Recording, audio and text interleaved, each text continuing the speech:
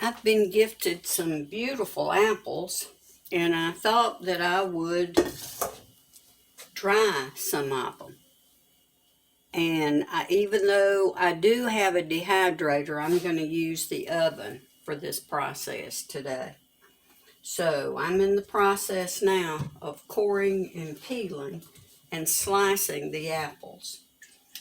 And I have in this bowl, let me get my kitty down so you can see. I have in this bowl equal parts lemon juice and water, which I'm going to use to pre-treat the apples. There's a number of things that you can use, but I like using the lemon juice and water, equal parts lemon juice and water. So I am using this apple peeler and core that I've had for many years.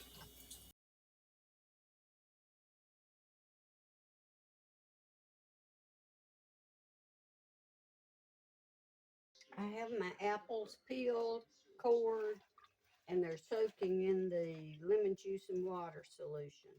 So I'm letting my apple slices soak in the lemon juice and water solution for 10 minutes. I'm setting the oven to preheat to 140 degrees Fahrenheit.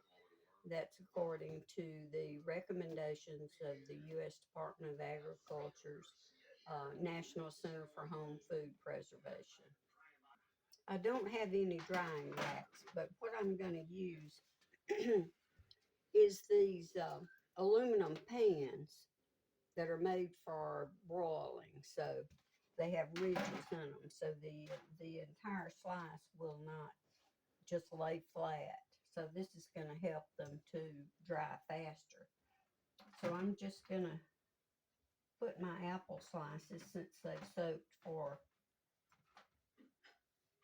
a little more than 10 minutes, in the lemon juice and water solution. And now I'm going to spread them out. You don't want to put them right up against each other. They'll dry faster if you spread them out on the pan.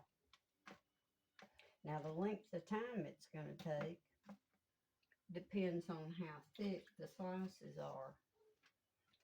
So according to the USDA, thin apple slices should be dry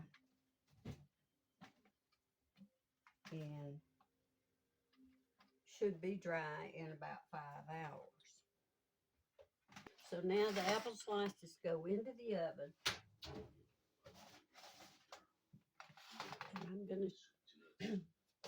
And I'm checking my time, and I'm gonna start checking them after about 2 hours. The dried apples are just about ready. What we're looking for is that they're flexible and you don't feel any moisture on them. If they have any moisture left in them, then they're going to spoil more easily. There's one on this tray that is still just a little bit moist, so it must be thicker. So I'm going to take the ones that are already done and put on the one sheet, and I'm going to put the others back in the oven for a few more minutes, maybe another hour, but we'll test them in about 30 minutes to see if they're ready. But let's go back into the oven with the one tray. The apples are now completely dried, and what you're looking for to make sure they're completely dried is they're leathery. You can bend them without breaking them, and you don't feel any moisture at all.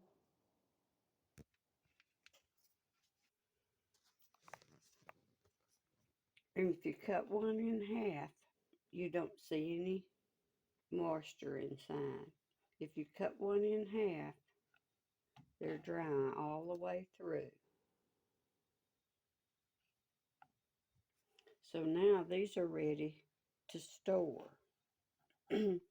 First, I'm going to let them sit here and cool completely.